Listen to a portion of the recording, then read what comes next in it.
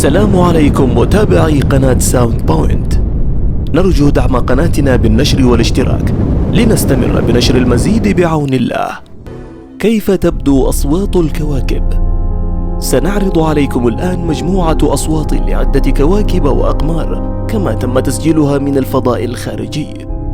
ولكن قبل ذلك قد يتبادر إلى ذهنك سؤال، وهو: الفضاء عبارة عن فراغ لا هواء فيه، فكيف سينتقل الصوت حتى نتمكن من سماعه؟